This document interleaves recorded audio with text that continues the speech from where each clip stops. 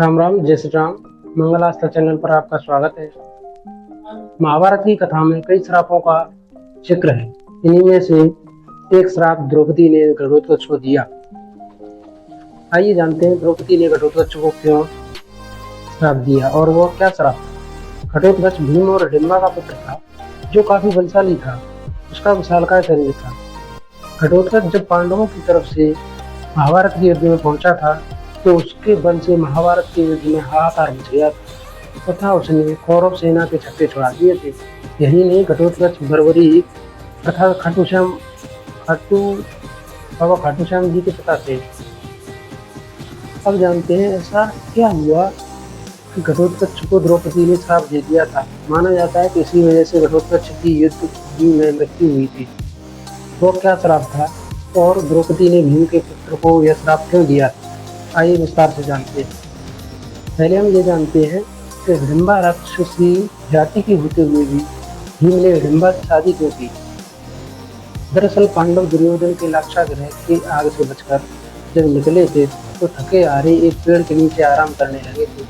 तब भीम पहरेदारी कर रहे थे। उसी वन में हिडिंब नामक राक्षस रहता था जिसने पांडवों को पकड़ने के लिए अपनी बहन हिडिंबा को भेजा।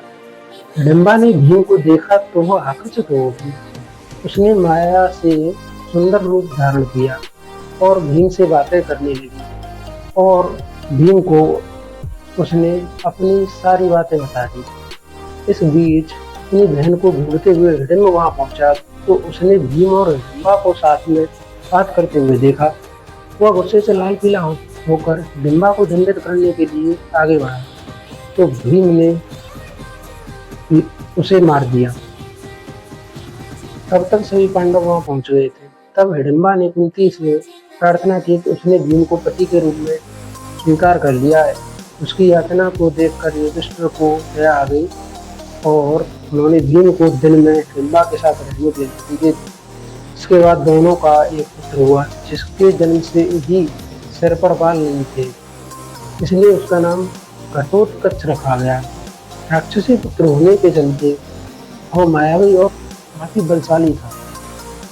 बताते हैं कि यह घटोत्कच एक बार अपने पिता भीम से मिलने के लिए आया था। सभा में सभी पांडव बैठे थे और राजपाट लगा हुआ था। तब घटोत्कच ने अपनी मां हिडिंबा की आज्ञानुसार द्रौपदी का आदर सत्कार नहीं किया। इससे द्रौपदी को अपमानित महसूस हुआ। द्रौपदी ने क्रोध में कहा कि वो पांडवों की पत्नी है, ब्राह्मण राजा की पुत्री है, इसलिए उनकी प्रतिष्ठा काफी ऊंची है। इसके बाद भी घटोत्कच ने द्रौपदी का कोई सम्मान नहीं किया। तब द्रौपदी ने घटोत्कच को श्राप दिया कि वह अल्पायु अर्थात कम आयु में मृत्यु हो जाएगी। इसके बाद महाभारत के युद्ध के दौरान जब घटोत्कच ने कौरव सेना में खलबली मचा दी थी तो किसी को कुछ समझ नहीं आ रहा था कि अब क्या जाए। तब दुर्योधन ने कर्ण पर घटोत्कच के ऊपर अमोघास्त्र छोड़ने का दबाव बनाया। ये अमोघास्त्र कर्ण ने अर्जुन के लिए बचा रखा था। तब दुर्योधन ने कहा कि अगर घटोत्कच नहीं मरा तो वही अकेले पूरी कौरव सेना को खत्म कर देगा, इसलिए पहले उसका वध करना जरूरी है। इसके बाद कर्ण के अमोघास्त्र से घटोत्कच की जान गई, साथ ही अर्जुन की भी जान बच गई, क्योंकि अमोघास्त्र को कोई रोक नहीं सकता था। माना जाता है कि द्रौपदी के इसी हिसाब से घटोत्कच की कम उम्र में मृत्यु हो गई। अगर आपको हमारा ये कंटेंट पसंद आ रहा है तो वीडियो को लाइक करें, शेयर करें, चैनल को सब्सक्राइब करें। चलिए मिलते हैं वीडियो के नए टॉपिक के साथ।